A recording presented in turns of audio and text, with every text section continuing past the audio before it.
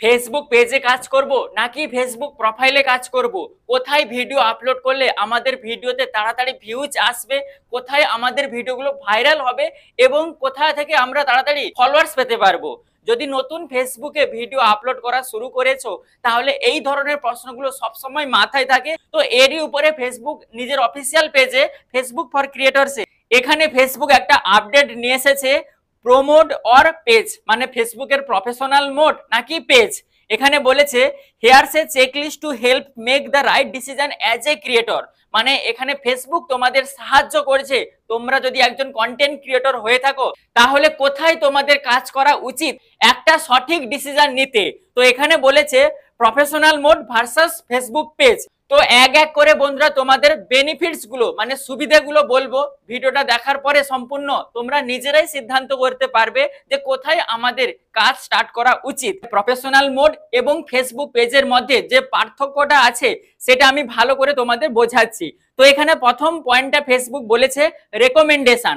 যদি তোমরা চাইছো নতুন নতুন কন্টেন্ট ক্রিয়েটরসদের কাছে তোমাদের ফটো ভিডিও রিলস গুলো যেন পৌঁছে যায় তাহলে বন্ধুরা তোমাদেরকে ফেসবুক প্রফেশনাল মোডে কাজ করতে হবে, মানে ফেসবুক প্রোফাইলে কাজ করতে হবে। আর যদি চাইছো এস্টাবলিশ ক্রিয়েটর যারা ফেসবুকে অলরেডি প্রতিষ্ঠিত হয়ে গেছে ওদের কাছে তোমাদের ফটো ভিডিও রিলস গুলো পৌঁছাক তাহলে বন্ধুরা তোমাদেরকে ফেসবুক পেজে কাজ করতেই হবে। দ্বিতীয় পয়েন্টটা হচ্ছে ফেসবুক পেজে যদি তোমরা কাজ করো তাহলে সেখানে তোমরা মডারেটর তাছাড়া তোমরা অ্যাডমিন সিলেক্ট করে রাখতে পারবে। মানে যদি তোমার ফেসবুক পেজটা আরো অন্যান্য লোকেরা ম্যানেজ করতে চায় তাহলে তাদেরকে অ্যাডমিন বানাতে পারবে যে তোমার ফেসবুক পেজে কন্টেন্ট মানে ফটো ভিডিও রিলস আপলোড করতে পারবে। আর এই সুবিধাটা ফেসবুক প্রোফাইলের ক্ষেত্রে নেই, মানে ফেসবুক প্রফেশনাল মোডের ক্ষেত্রে নেই।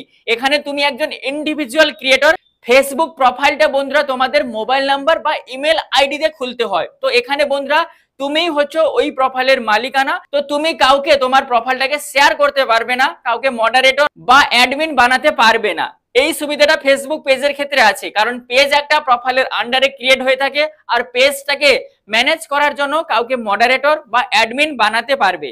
3 নম্বর পয়েন্টটা হচ্ছে ফেসবুক প্রোফাইলের ক্ষেত্রে একটা বড় সুবিধা হচ্ছে তোমার প্রোফাইলে যত বন্ধু আছে মানে যত ফ্রেন্ডস আছে, তোমার প্রোফাইলে হয়তো এখন 1000 2000 3000 4000 বন্ধু আছে মানে ফ্রেন্ডস আছে, যদি সেটাকে প্রফেশনাল মোড করে দাও তাহলে ওই বন্ধুটা ফলোয়ার্সে কনভার্ট হয়ে যাবে।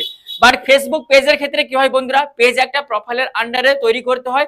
পেজের ক্ষেত্রে বন্ধুরা জিরো থেকে আমাদের স্টার্ট করতে হয়, মানে জিরো থেকে আমাদেরকে ফলোয়ার্স গেইন করতে হয়, ফলোয়ার্স বাড়াতে হয়।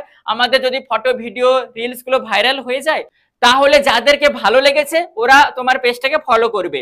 কিন্তু ফেসবুক প্রোফাইলের ক্ষেত্রে এটা একটা সুবিধা হয় যে আমাদের প্রোফাইলে যত বন্ধু আছে ওই বন্ধুদের আমরা ফলোয়ার্সে কনভার্ট করতে পারবো প্রফেশনাল মোড অন করে। বাট বন্ধুরা লং টার্মের ক্ষেত্রে মানে যখন তোমরা দীর্ঘদিন কাজ করবে তখন বন্ধুরা আমার পার্সোনাল অভিজ্ঞতা এটাই আমি বলবো, যদি তোমরা ফেসবুক পেজে কাজ স্টার্ট করো ইনিশিয়ালি তোমাদের একটু মানে ফলোয়ার্স আসতে দেরি হবে বা তোমাদের ভিডিও ভাইরাল হতে দেরি হবে, তোমাদের পেজেই ভিডিওগুলো বেশি ভাইরাল হবে, পেজে ভালো রিচ যাবে, পেজেই বন্ধুরা ভালো গ্রো হতে পারবে।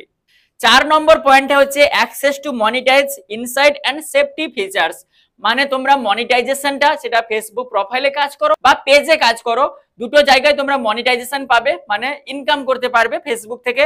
এছাড়াও ইনসাইড অ্যান্ড সেফটি ফিচার্স মানে তোমাদের ফেসবুক প্রোফাইলটা বা পেজটাকে সেফটি করার জন্য ফেসবুক তোমাদেরকে ফিচার্স দিবে যে তোমাদের প্রোফাইলটা বা পেজটা সেফটি থাকে।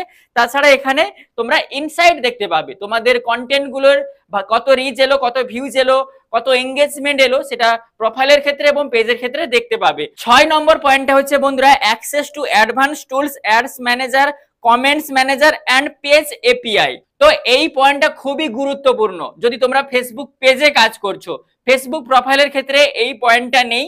এখানে ফেসবুক বলেছে যে অ্যাডভান্স টুলসটা তোমরা শুধু ফেসবুক পেজের ক্ষেত্রে অ্যাক্সেস করতে পারবে, ফেসবুক প্রোফাইলের ক্ষেত্রে নয়।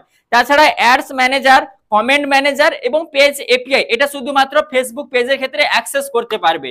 মানে যদি তোমরা ফেসবুক পেজ একটা তৈরি করছো তাহলে ওখানে তোমরা তোমাদের কন্টেন্টের উপরে মানে ফটো ভিডিও রিলস এর উপরে তোমরা অ্যাডস চালাতে পারবে ফেসবুকে। ফেসবুকে হয়তো তোমরা অনেক অ্যাডস দেখে থাকো, যখন তোমরা ফেসবুকটাকে স্ক্রল করো মাঝখানে মাঝখানে বিভিন্ন অ্যাডস এসে থাকে, ওই অ্যাডসটা কোনো না কোনো এক পেজ রান করেছে, মানে ফেসবুকে টাকা লাগিয়ে অ্যাডস চালিয়েছে।